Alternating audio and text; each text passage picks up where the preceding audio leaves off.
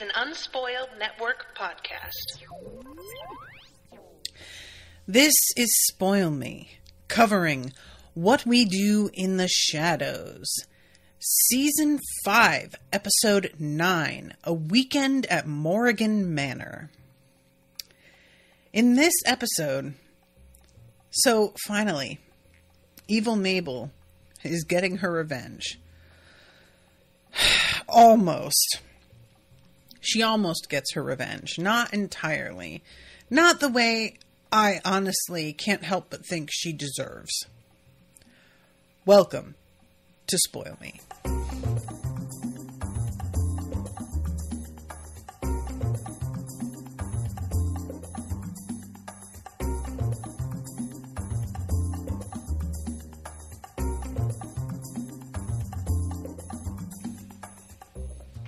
Welcome to the show, everyone. I am Natasha.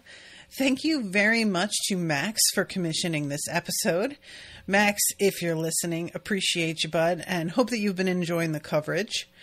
You guys, this was hilarious. I really enjoyed this development because, the way she's been treated has been so shitty, and I was thinking it was just meant to be something that, is going to be an ongoing joke, but never really dealt with, I was going to say, in sort of the way it is with Guillermo, it's not entirely fair to make that comparison, though, because with Guillermo, he does kind of snap eventually a couple times and demands better treatment and leaves, or, in the case of what has been happening this season, got made into a vampire by somebody else, took matters into his own hands, as she puts it. So, it's not like it's just never dealt with him, but she has been sort of a late addition to the cast.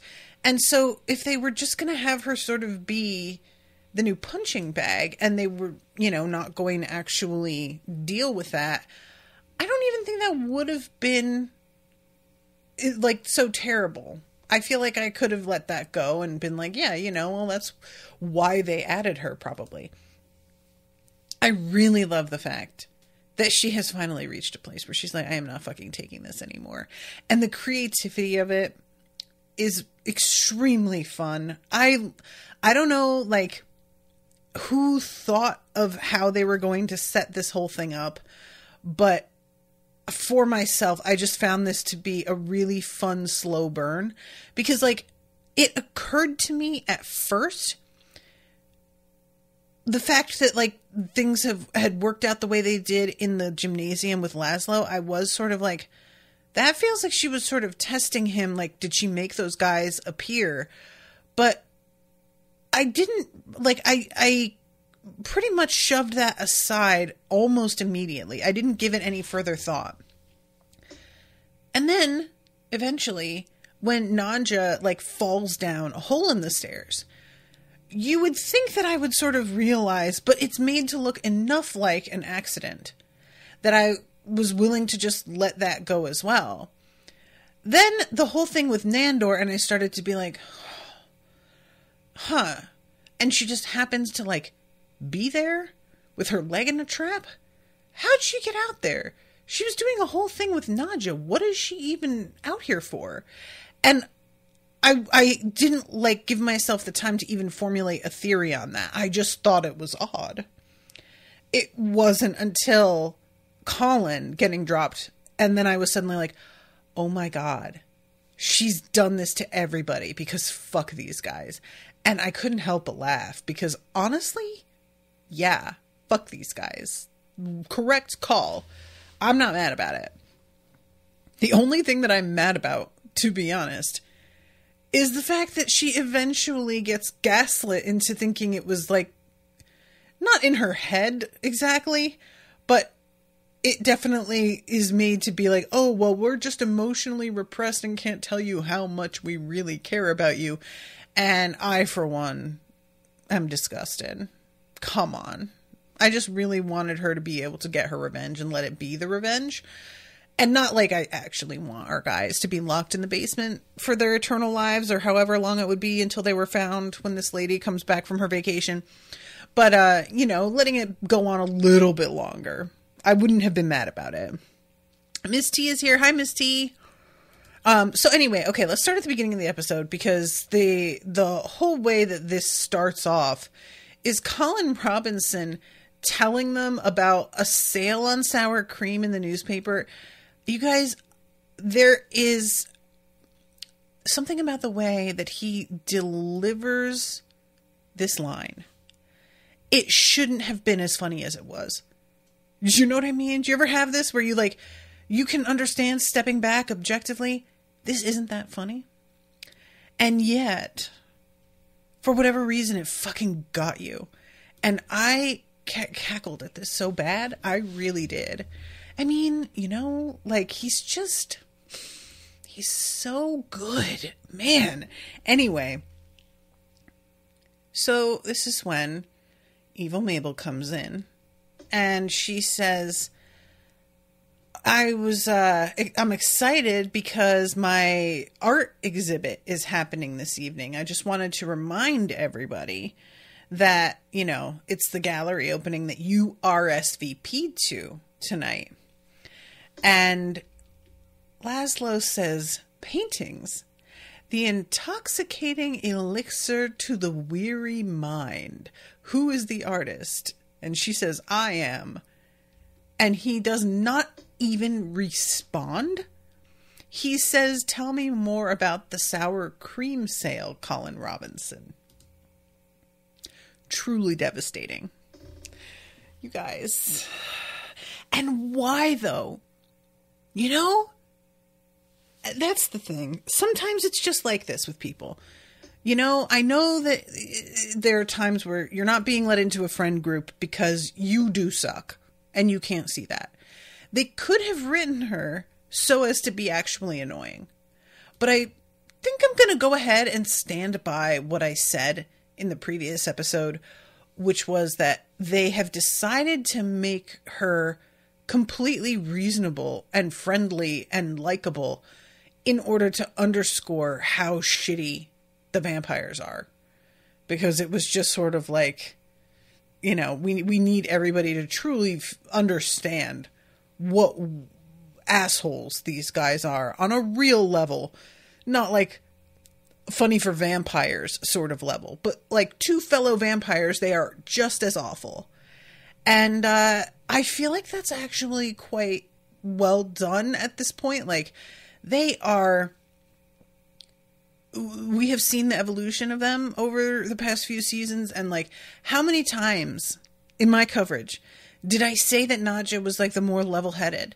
And they have really let her become more and more chaotic, so that now I can't ever really say that about her anymore. Like, there's no truth to it at this point. And Laszlo is like the most likable of all of them, in my opinion, but yet in the previous episode had been more than willing to just let Guillermo be killed and did not care. And it was just a coincidence that this dude wound up going after a weird mutant version. So yeah, they all had RSVP'd, and Nadja said something about how, like, well, I'd have to shuffle a lot of things around, so I don't think so. I'll think about it. Now, Nandor says his book is really good. And then she brings out this note from her purse, which should have been a clue. Why would she have mail in her purse? I guess it's not out of the question because she's often the one that sort of carries messages to them. But I did sort of stop and go, that's a weird thing. And I still didn't really put it together. But I will say that my suspicions about the hex thing were correct. So that was fun. So she tells them that there is a message here for them from somebody named Perdita Morrigan. And evidently, she is this like extremely famous and like exclusive vampire.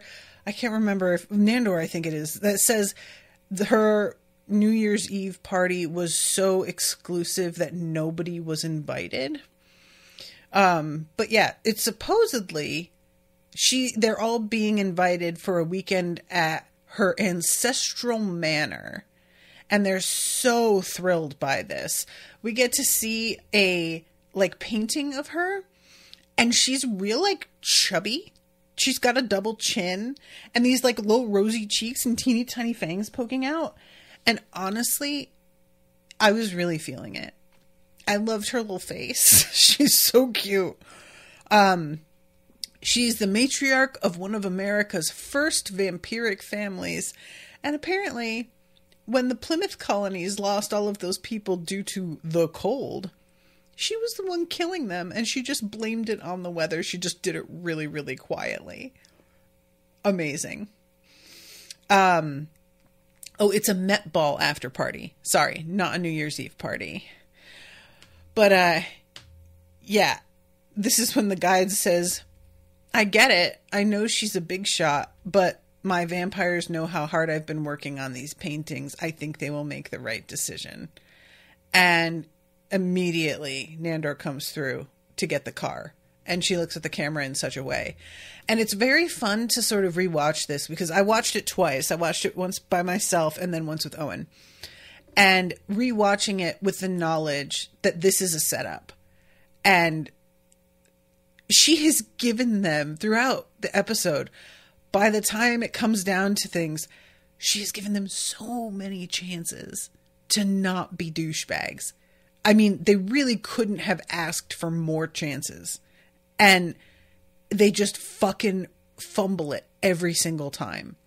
So you just do get to a point where you're sort of like, I don't know, guys. That seems like it's pretty much on you at this point. You could have not wound up here had you just decided to act like fucking people for a second.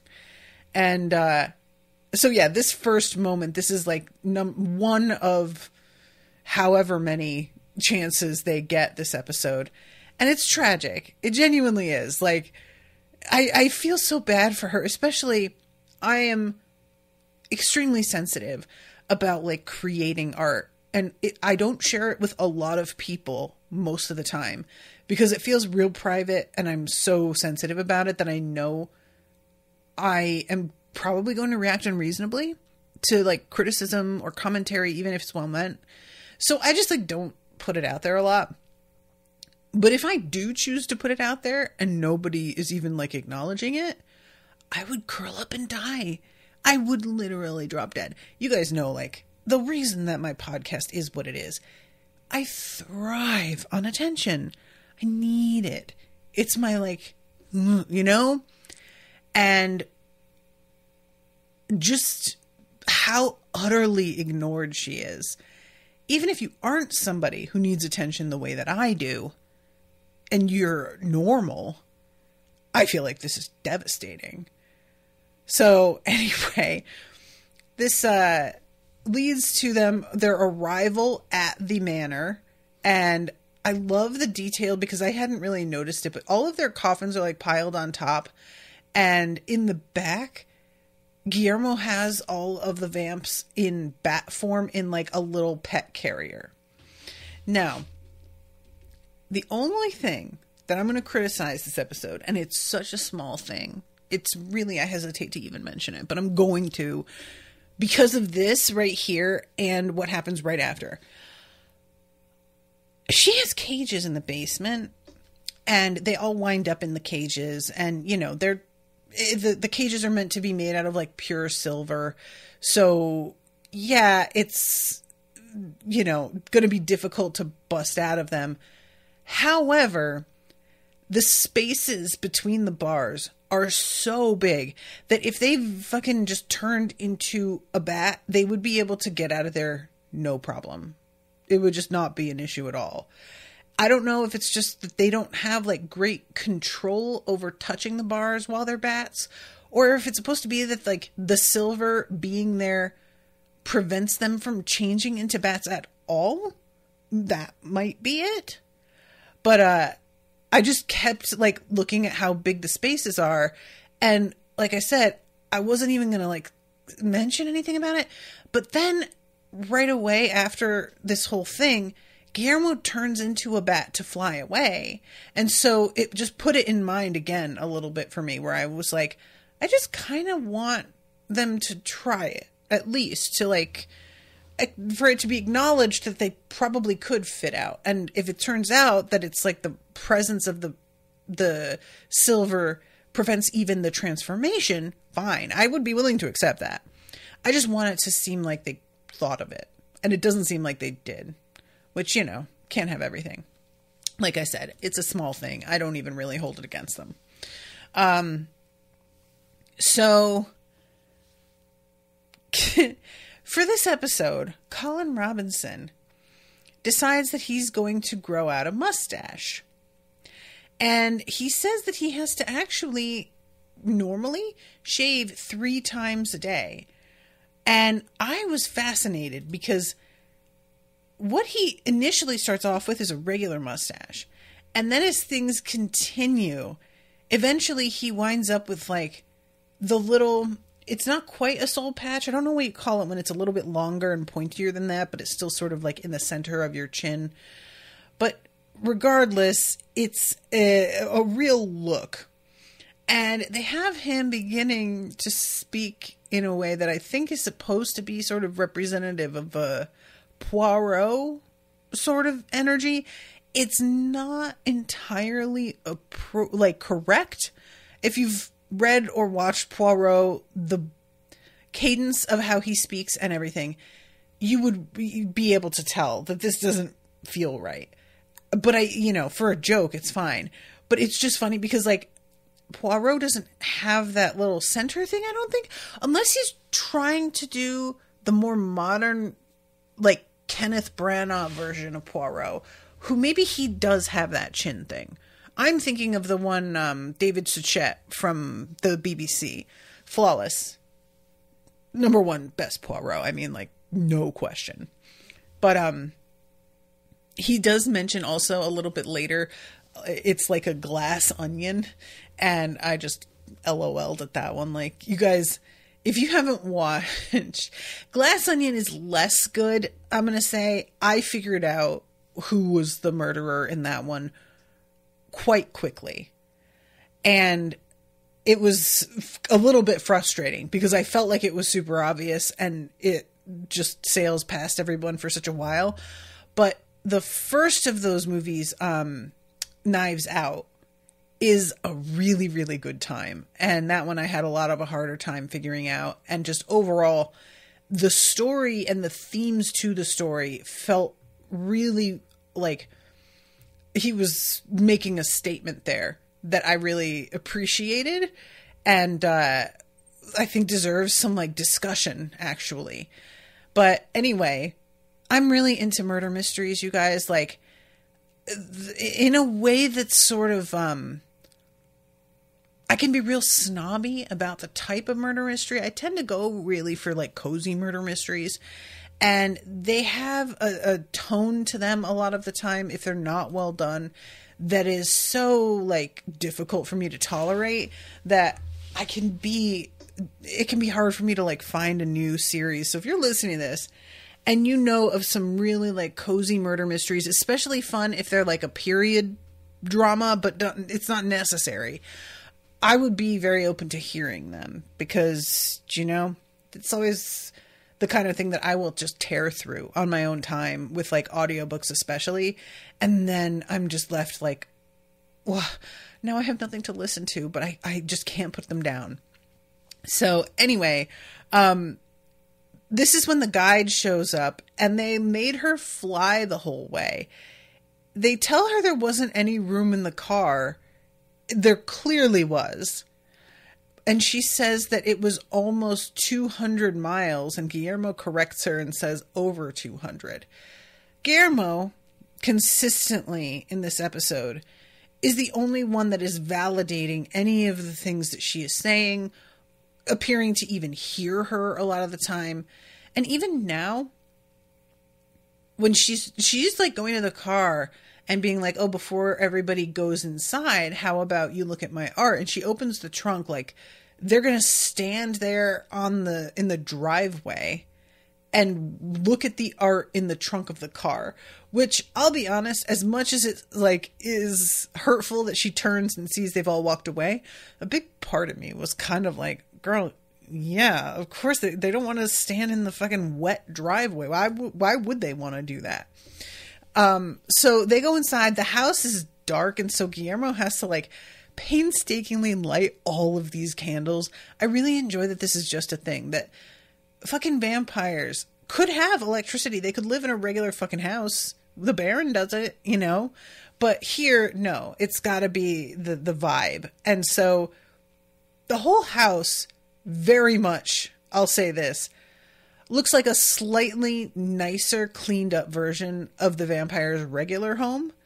And I'm pretty sure it's probably the same set. Doesn't matter. But I just had to mention it because, like, there's a lamp in this room that I'm almost positive is in the background of their bedroom, or their main sitting room as well.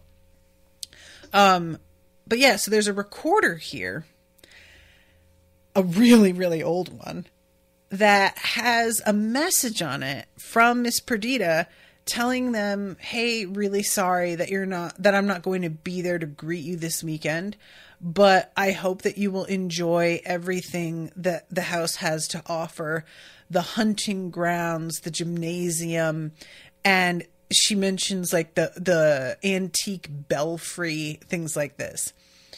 And eventually everybody goes to each of those places. Now, I am not sure if this was a message Perdita actually recorded that was intended for the guide, and then the guide just repurposed it to be used for these guys and didn't need any editing. Or is the guide, did she just sort of like do a voice thing and change, is she recording this herself? I don't remember if that's ever explained. It does not matter, but I was just suddenly stopped and like wondered about it. She, for her part, the guide is really keeps on trying to make this art thing happen, and nobody is paying attention to it. And they all bail to go to their respective interests, leaving Guillermo and the guide to unload all of the baggage, coffins, and everything. And she's going to get her paintings, but Guillermo stops and says, don't worry, I'll get them for you. And he puts a hand on her arm. It's a nothing moment, but then the music does this little sort of sting after he does it, indicating that whatever happened there was important, even though her expression does not betray that at all. Her expression doesn't really change. Almost, she smiles and says, thank you, you're so kind. And that's it, So you're getting this little hint, but it's not enough to give anything away. And she isn't even signaling to like the camera guys that she's planning anything, which I just really like the fact that this is obviously a total surprise to everybody, that they didn't want to nod to the audience and they just decided to sit back and let us sort of figure it out. So the first thing we get is Laszlo in the gymnasium. And unsurprisingly, guys, I loved this so much. Laszlo, it turns out, is like an incredible swordsman. And I have absolutely no doubt whatsoever that this is a fucking like stunt double, It's just so much fun to imagine that he's as good at this as he seems to be. Laszlo does a lot of bragging, but I have kind of noticed that much of the time he's not actually overstating it. He seems to genuinely deserve some of the what's the word I want? His conceit, I suppose, is really the best way to put it. Like, I don't know, guys. I can't help but sort of be like, all right, I'm going to let you have that, actually. Pretty fucking impressive. And what this gymnasium is doing, at first, the guide comes in, and she's in this full amazing outfit. And she whips her sword around and does all of these sort of impressive, like, figures. And he doesn't respond at all. And she's like, what's the matter? And he just tells her he would rather practice with his dummy. Ouch. Ew. But then she leaves and he turns back to his dummy and there's a person standing there. And he's like, okay, well, as long as you're here. And he just goes ahead and fights with this person, even though he doesn't know where he came from. It doesn't seem to really preoccupy him very much. He turns his back again. And when he turns around, that has turned into two people. It took me a minute to understand that it's not that every time he turns around, there's another one. It's every time he turns around, they have doubled in number. So eventually I did get it, but I had a moment there of like, how are there so many of them that fast? Well, eventually, like, he has this great sword fight. Owen was so delighted, you guys. It was so fun to watch him watching this scene. But they, you know, it's a highly choreographed, full of like quips and commentary sort of scene. And he really is killing it. And then he turns back around, and instead of 8 of them, I think it was 8 that they wound up with, there are now 16. And he is basically like, well, that's a wrap on me, I guess. And they just come at him. It's sort of a weird moment because they don't use their swords. I thought that they would attack like sword point first, but instead they like run inward and sort of gather around him in a way that felt like it's supposed to be that they're about to beat him up, but it doesn't look like that's the motion they're making either. It was a weird way to end it. I think it's just supposed to be, in reality, that they're kind of crowding him toward the hole in the floor that will drop him into one of the cages. But I don't know. I may be wrong about that.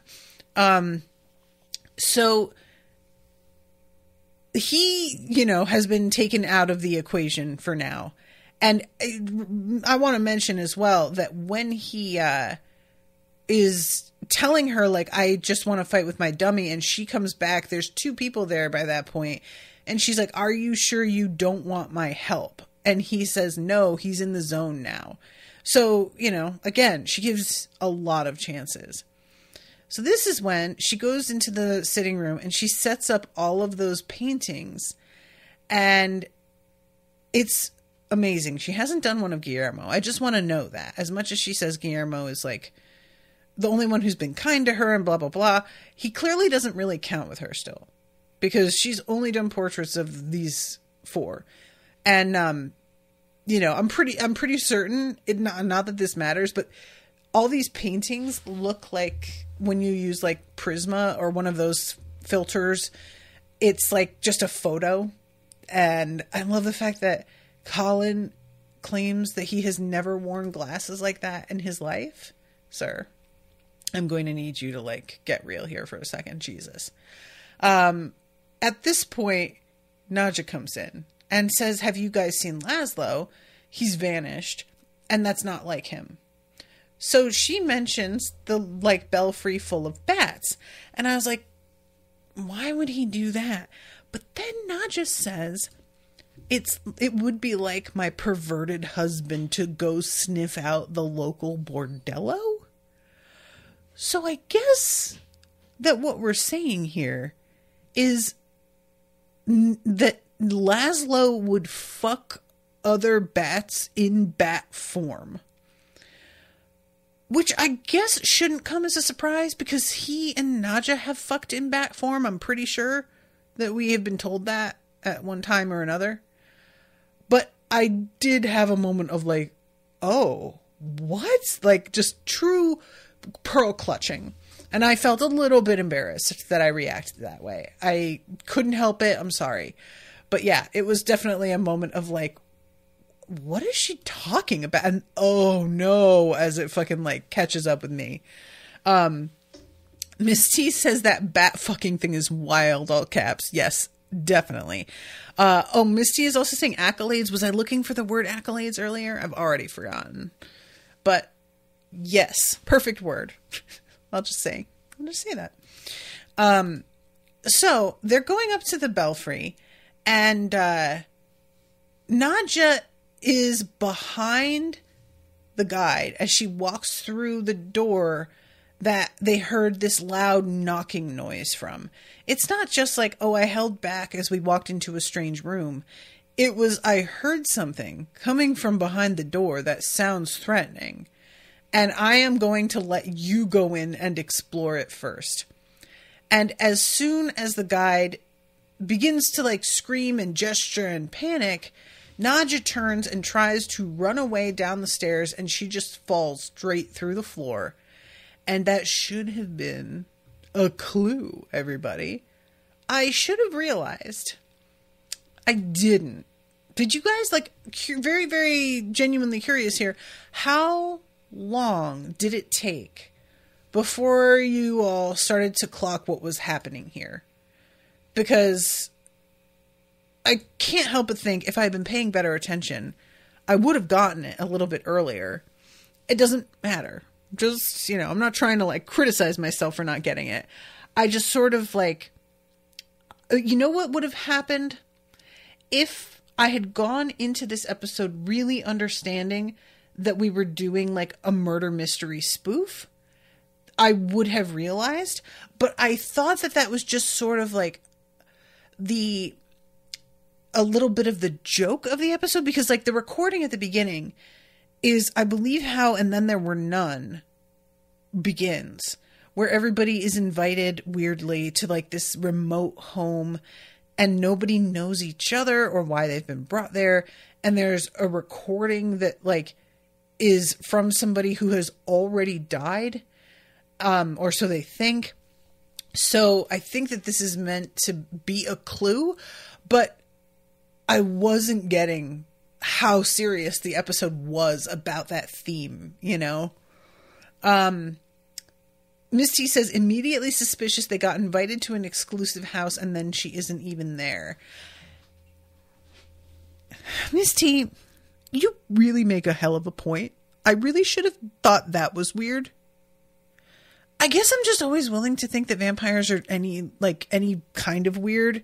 And so I just like accepted it. But honestly, that is the better point, you know?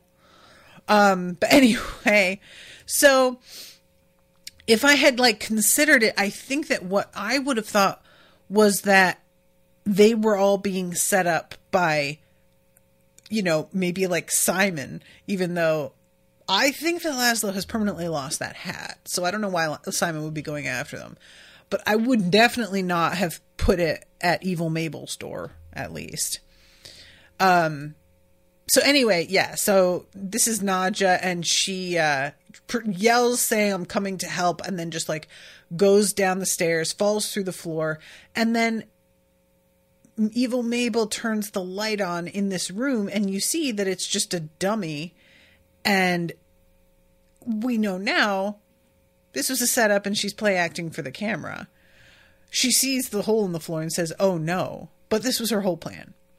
So then we go to Guillermo and Nandor, and we're having a human hunt, and we see all of these like naked people, which Nandor says that he thinks a lot of them might be college athletes, which are the most challenging prey. He wants, you guys, he wants Guillermo to sniff this jockstrap for scent. And, you know, I know that grosser things have happened in this show, but I just felt my skin crawl on this. I think it's not just the way he's like telling him to take a big whiff, but it's also the jockstrap itself has clearly been like treated to look gray and dingy, like it's been left outside for a while or is just like really dirty. So I think that might be part of it. But when I tell you that I like recoiled when he did this, and he says, get your muzzle in there. Oh God. So finally Guillermo says, you know what? How about this? You wait here and I'm going to go and you wait for my signal. And he's like, okay, well, what is the signal? And he says, you'll see. And we find out later that Guillermo just doubled back around and went right inside and settled down on the couch with a book and is just chilling. Or no, I think he's got his Switch.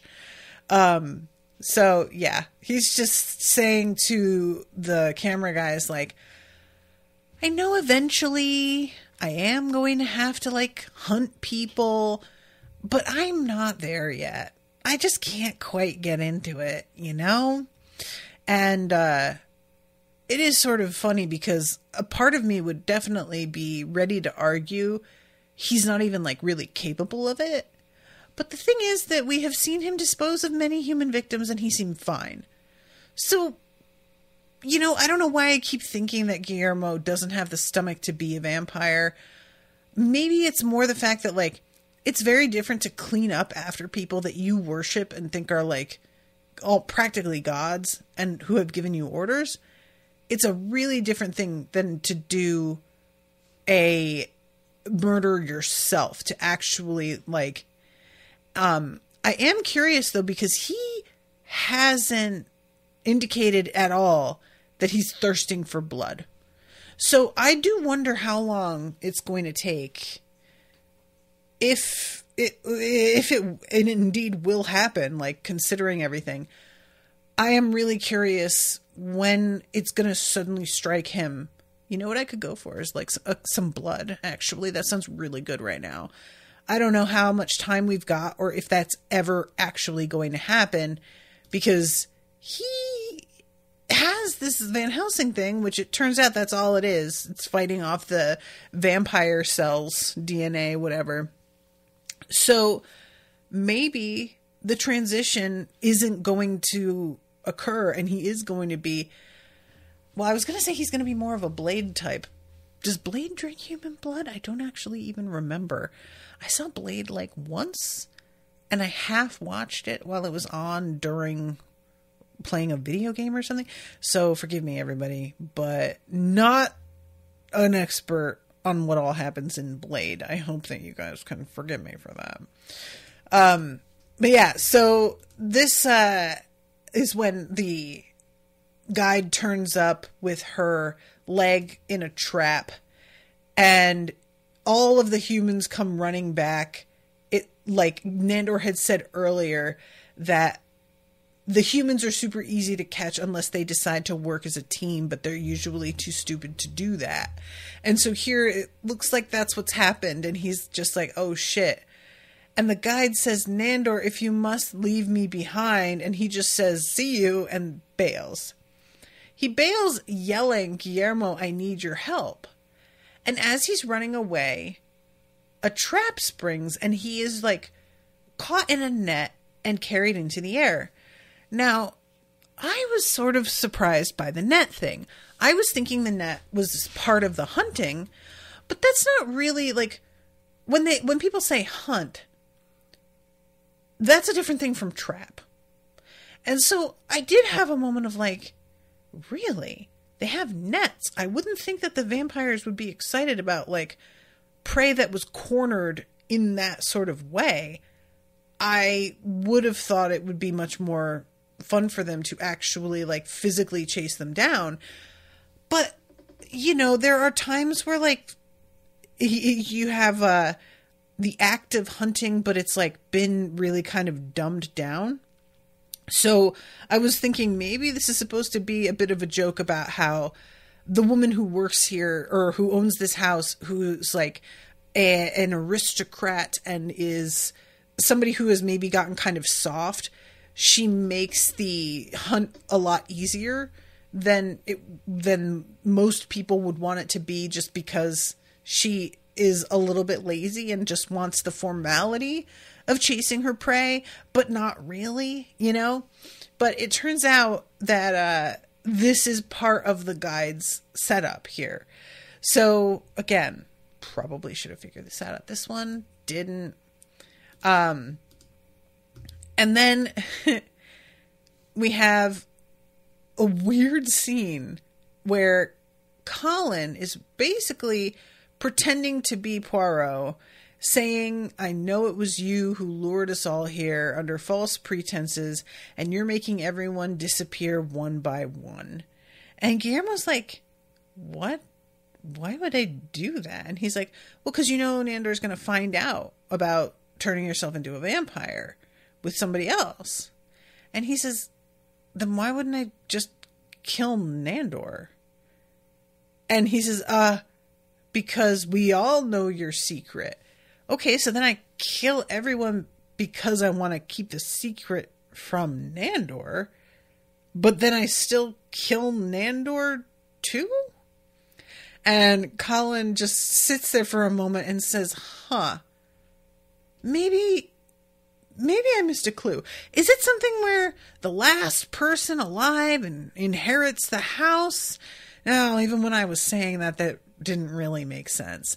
And that got me a little bit, because that's such a thing. Like, this is sort of my pet peeve about some murder mysteries. There are some where the solution was sort of right in front of you, and you just failed to connect certain dots and understand their motivation or who they were, because they're pretending to be somebody else. And then there are ones where the detective, they leap to a conclusion that absolutely nobody would leap to, because they actually had information that the audience didn't, or they had made a connection that the audience would you know what I'm saying? So I get really salty when it's that, because I want a murder mystery where I feel like I'm working with the same clues, and it's sort of feeling like I and the detective in the story are on the same side. If you're just gonna do whatever by having them know things that I haven't read yet, I don't feel like I'm part of that mystery, and that really, really takes the fun out of it for me. So anyway, this bit where it's a clause where the last person who's alive, there will be stuff like that will just pop up at the end of the book out of nowhere, and they'll just be like, oh, well, you didn't know about this clause. And I'll be like, yeah, no, I didn't know about that clause. Nobody knew about that clause, which feels like cheating, actually. If you can't write a mystery that stays a mystery without just completely hiding plot points, that doesn't seem like you're doing a great job. But anyway, so this is when the guide comes in, and she has her injured leg and is saying about how Nandor, he really just took off so quickly. You'd think he would say, no, I'm not going to leave you behind just to be nice. But he just took off, and then he got swooped into the trees, and I couldn't find him. And Colin sits back and says, and then there were 3. But earlier he had a really, really sort of smug energy, and now he seems truly bewildered. So Guillermo is helping her with her leg and trying to be like, let's just look at it and see what we're dealing with, even though she's insisting that she's fine. And when he shrieks about how much blood there is, she says something about how every day we're given opportunities to be kind to someone else, to make them feel included. Doesn't seem like much to ask, but for some people, it's just something they won't do, even though they should know it would mean the world to other people. And she's looking at Colin here, and I'm waiting for her to do a setup, right? Are you going to give him a chance to do something? She says, do you know what it feels like when there's a whole group of buddies, and no matter what you do, they will never see you as part of that group? And Guillermo does. But as he starts to say this to her, she's like, no, I wasn't asking you. We look over at Colin, and I'm thinking she's going to give him some act, I didn't realize that just the fucking acknowledging that she had spoken and engaging in this way, this was the act she was looking for. And he can't even do this. When she glances back, he's got his phone out, and he just says the Celtics won. Noise. And even Guillermo goes, Colin. He looks up, what, were you saying something? And she says, oh, fuck it. They can't all be clever. And she opens this brass box on the table next to her, and she just smashes the button, which I really, really enjoy. That is all it is I want to know how many traps there are in this house. And did she put them all in place? Were they already there and she took advantage of them? Like, how did she set this up here on the side table and make sure that he sat in that chair? How any of it doesn't matter. I know a lot of what I'm saying this episode doesn't matter. But you know what? That's kind of the point of Unspoiled, is I speculate about shit that doesn't matter a lot. I will focus on things that nobody else really cares that much about for the fun of it, or I will spiral out of control thinking about the implications in the world building of one thing being true. Well, then that must mean... So that's what you're here for, right? So you know what? Maybe I should just stop apologizing for kind of going off on these tangents when I'm pretty sure that's like the point of me, actually. Yeah. All right. So anyway, Guillermo, meanwhile, he's standing there having just watched him plummet through the hole in the chair and is like, what the fuck? And then she leads him into the basement. And there they all are in these amazing cages, really beautifully lit. We got some like nice design going on here. I love when she says that they're solid silver. And Colin says, well, I'm immune to silver, so good luck keeping me in. And she says, well, do you have the key? And he just says, no. Oh, that was funny. So at this point, oh, you guys, I said earlier, did she do the voice? And she does the voice here. Morrigan Manor can be a treacherous place. She did do the recording. I love it. I didn't notice this. I don't know how I missed this. So this, it leads into the explanation of everybody here got given a million chances to be nice to me. And when she's even trying to explain, they don't want to hear it. Even this part, she's like trying to say it. She decides to say it slowly and they're just like, no, it's fine. We're good. The person who's not getting it is Nandor. He thinks that Perdita is pretending to be the guide for reasons like, dude, where are you? What are you talking about? But eventually they get to the point where she's like, yeah, I know that she spends her summers in her chateau somewhere else. I think she says Justad. Is that how you pronounce that? And I wanted to teach you guys a lesson. So we see this board that she's got set up, which is all covered with their portraits and like maps of the house. And I want to read like some of these little bits here because we have illustrations of bear trap target with some opportunity to save. I think it says kitchen victim. I don't know why. What will he decide? Damsel in distress. Use humans to drive target toward hidden net. Okay, so that's Nandor. Lure target to location. Offer target final chance. Click, fall down. I love these. This is giving like Home Alone a little bit. Overwhelm with...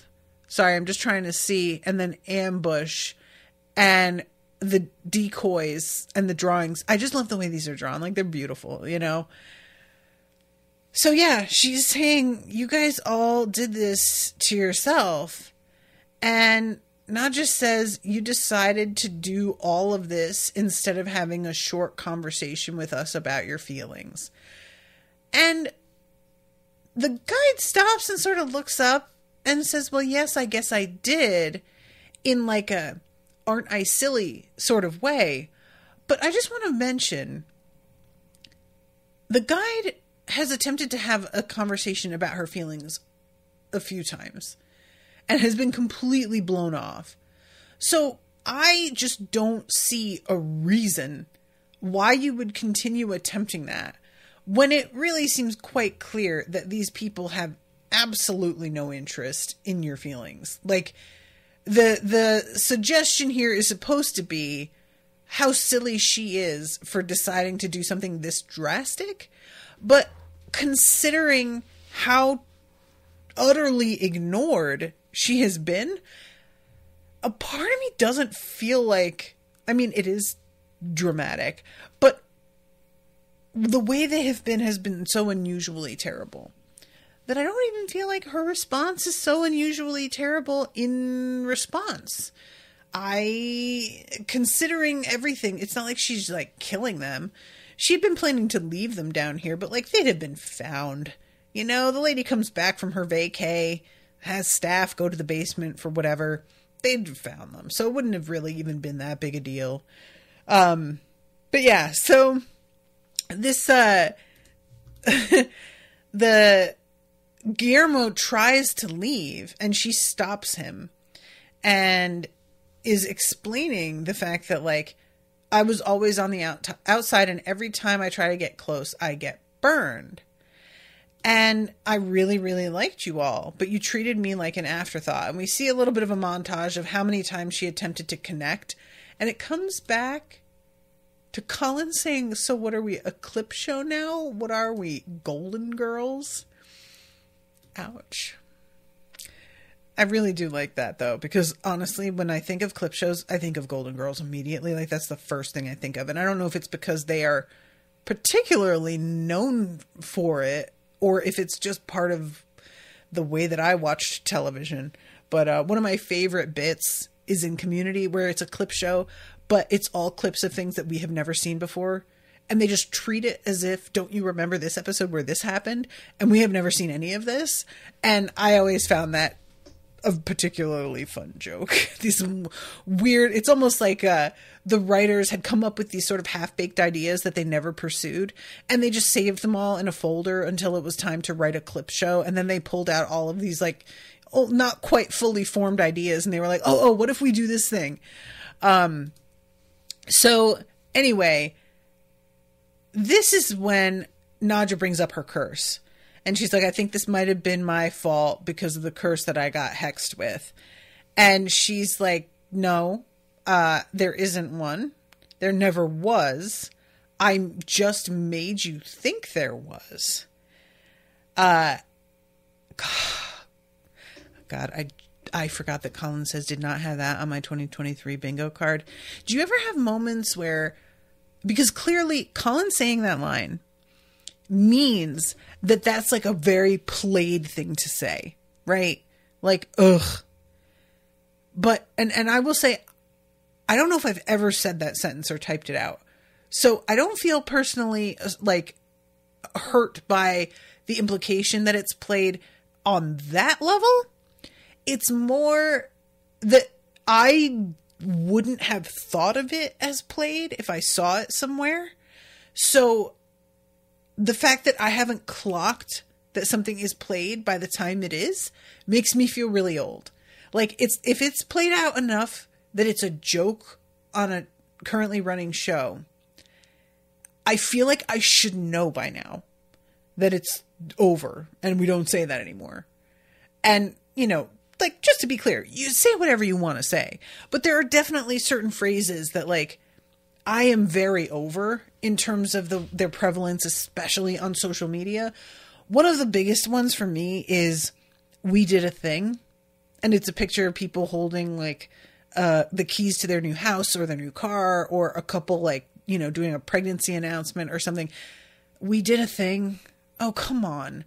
I get it. You're trying to kind of be jokey and underplay what you're telling everybody, but it's just so uninteresting a way to do it. You know, that for me, I think, is the first one I think of when I'm like, shit, that we just don't need to do it this way anymore. And they, you know, I'm not like saying if you do that you're a complete goon who doesn't deserve friends. I'm just saying, like, come up with your own way of saying something and be fun about that. You know, be personal. Don't just take something that, if I typed "we did a thing" into the search bar on Twitter, I would get 764,000 individual separate hits. That's all I'm saying. Miss T says, I was over, wait for it immediately. I don't feel like I've seen, are you talking about like, wait for it, like when somebody's posting a video so that they're telling you to like make sure you actually make it to the end of the video? Because that one is one that I have really mixed feelings about, where part of me agrees it's super played, but another part of me is like, folks don't watch to the end of videos. They don't. So part of me wants to be like, I kind of get just wanting to tell people, have some fucking patience, you toddlers, with your like 24-second attention spans. It's 30 seconds long. Please get to the end, you know? But I also get what you mean. There was another one the other day where somebody was like, I'm trying to, you know what? Okay, so this is going to be two different ones, but they're like the same energy. One of them is, but y'all don't want to talk about that. And it's after somebody will say a thing that they think is really deep or cutting and incisive, like they're really holding up a mirror to society. And then they'll act like, nobody ever talks about this. I'm the only one who's brave enough to bring it up.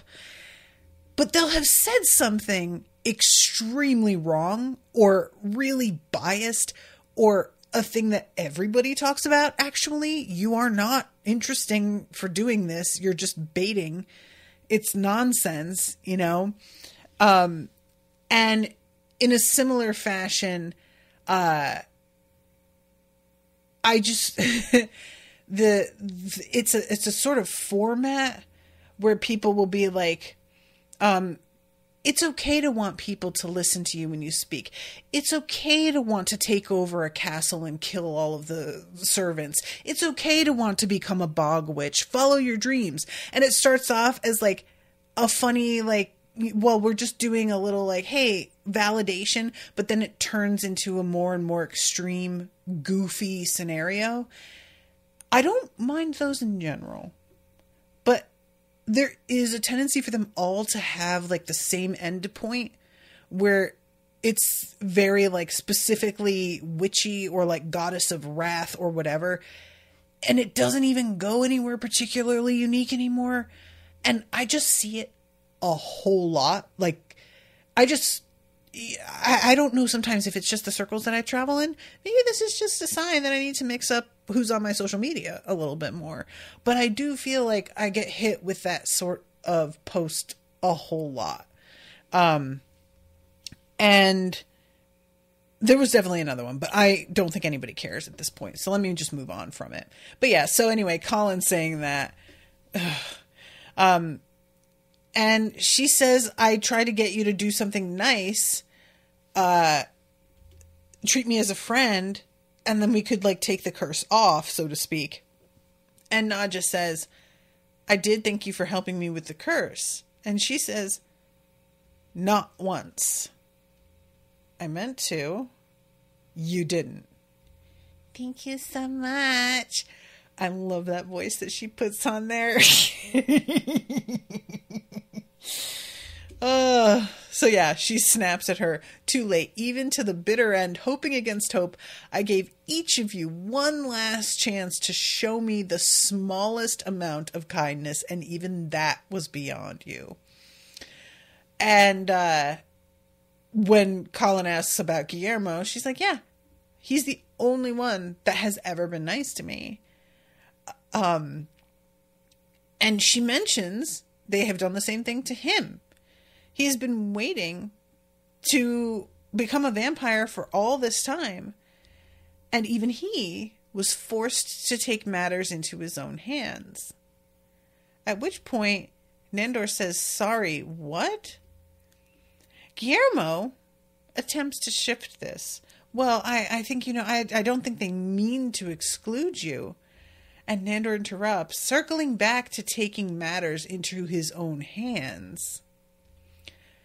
And everybody around him is very clearly like avoiding eye contact and just sort of, let's talk more about these cages and what time is it anyway? And he starts to realize this means they fucking know. And he's getting more and more agitated. So finally, Guillermo tells him. And I was like surprised with the simplicity with which he says it. Master, I made a big mistake.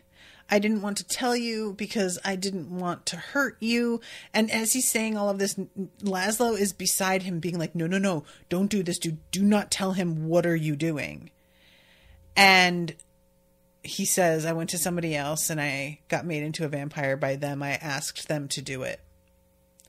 And I love the way this actor plays the scene, because Nandor reacts like he's just been told he's been cheated on. But like, it's a much more extreme thing even than being cheated on in their eyes, you know? You asked someone else, a vampire who was not me. Clearly, you fucked someone else, you know? I felt like I had no other choice. You could have asked me, are you fucking kidding me? I asked you repeatedly for 13 years. Yes, and I was going to get around to it. And frankly, kids, I would have snapped on him were I Guillermo in that moment. How old do you think Nandor is supposed to have been by the time he was turned? Like, let's take into account the aging process being a lot less kind to ancient peoples. I would say in real life, he's probably like 35, 38. And in his era, I would put him at like 26, maybe even younger. But how old is Guillermo meant to be? I really want Guillermo. I know that the point is not that Guillermo needs to convince him, because the joke is that he doesn't care enough to even be convinced. He won't listen long enough, you know? But I was thinking about the fact that like Guillermo is going to very shortly be too old to be turned. And I've sort of been all over the place with, and when I say very shortly, I mean, like, if we're talking about waiting 13 years as being kind of a nothing amount of time, it will be practically no time. But, you know, I've been sort of all over the place in terms of how the show depicts the attitude about turning familiars. Like, they had been treated like absolute nothings, and at times, it almost seems like the joke is that you tell your familiar they're going to get turned to get them to do everything for you, but you never actually do it. And it seems like it sort of varies. Some of the vamps treat it more that way, and others seem to be like, no, I will turn them eventually. I'm just not ready to like give up this awesome servant yet. So I think I was just sort of like, I'm not really sure where I fall on what I think is going on here. And there have been a few times where I was like, no, it seems like he was really going to turn him. The end of the last season, or not the last one, season 3, it seemed like he was really willing to turn Guillermo at that point.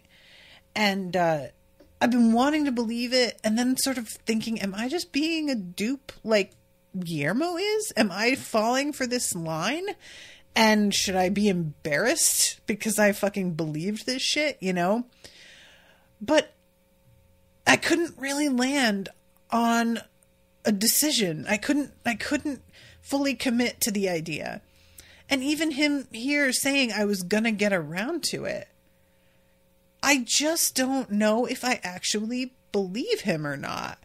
I want to, because I just don't want to think that he is this cruel to just use him. Obviously, he is cruel. They're all cruel to a point. But it's a different thing when it's like a character that you know at this point. And I'm starting to be like, I think it is just that he doesn't consider Guillermo aging, that he doesn't appreciate how much time has passed. I mean, the joke in like one of the very first episodes was that he didn't realize it was the 10-year anniversary. He said it was 2-year. So, or something like that.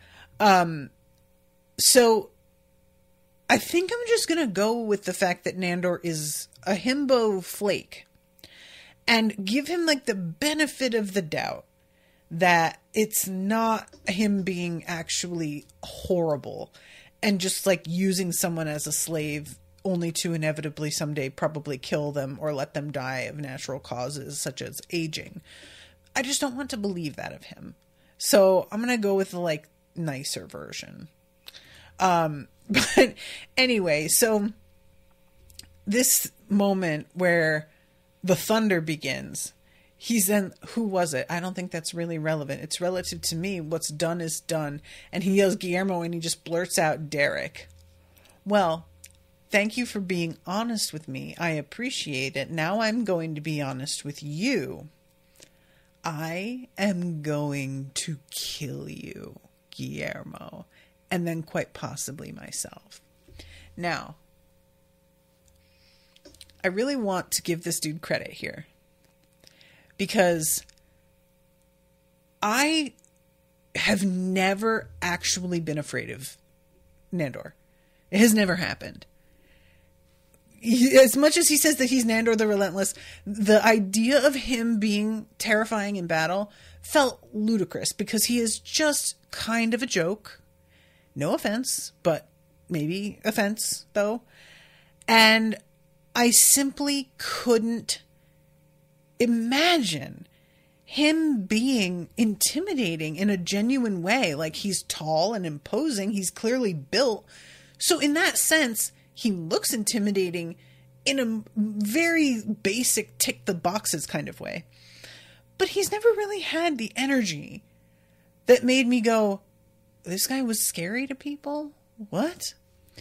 And it was so much fun to get him off, like let completely off the leash and get to see him truly fucking murderous. It's just, we just haven't gotten to see this. The look that he gives him, and he's screaming at him, "You're a dead man," and his eyes are like pits. It's truly, I was like, oh my fucking God. And he starts growling out at him, has his teeth out. And, oh, here it is. This is when Laszlo interrupts and he says, "Can you find the tapes from November the 21st, 2022? And the tapes roll. And it's them giving the guide all of these compliments. I just think that the guide is really, really nice. She's more than nice. She has a tremendous wit and a fantastic backside. That would usually make me very jealous if I didn't completely agree. She's also a very good listener. And once you get used to that voice, she has some very interesting things to say. I've often thought, as I've searched for a wife, that the answer might be right there under my nose the whole time.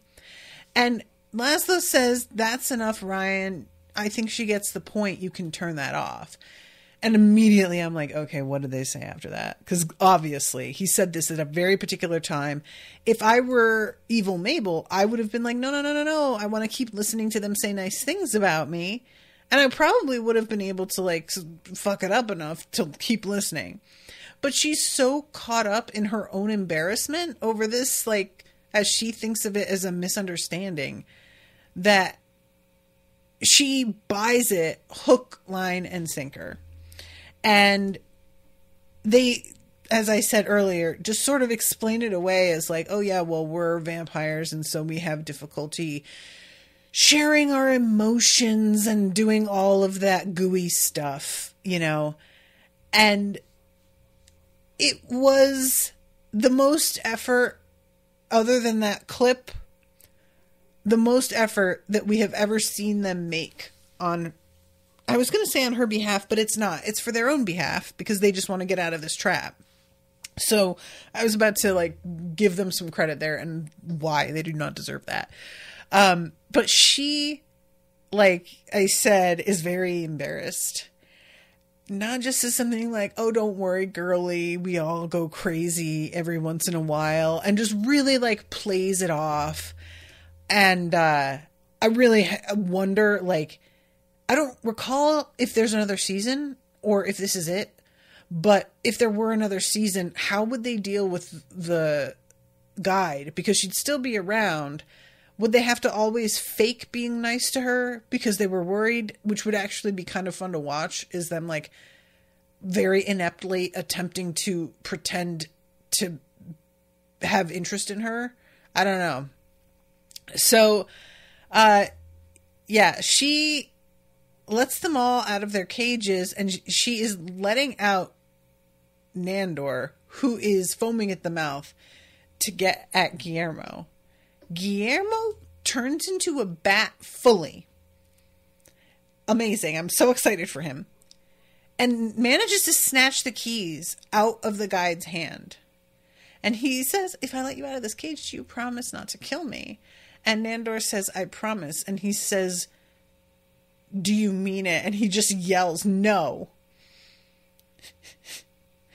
So Laszlo says, I'm going to give you a head start. Get the fuck out of here. Like, just run.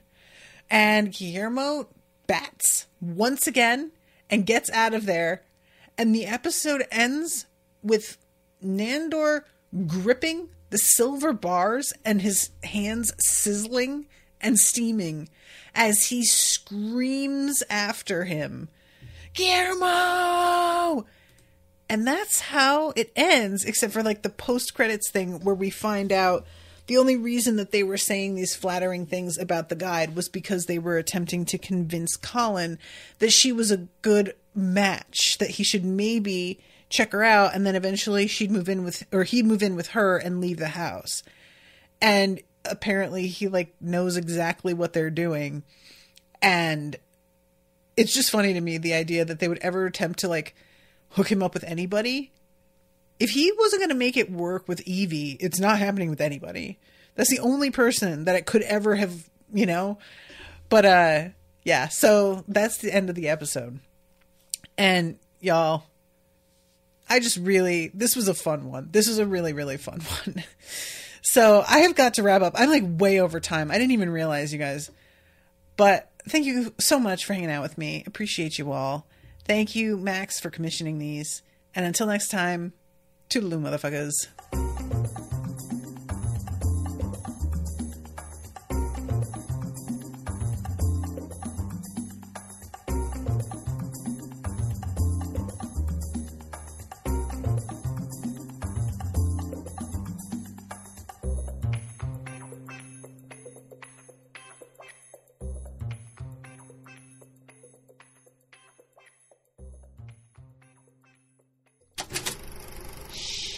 That was an Unspoiled Network podcast.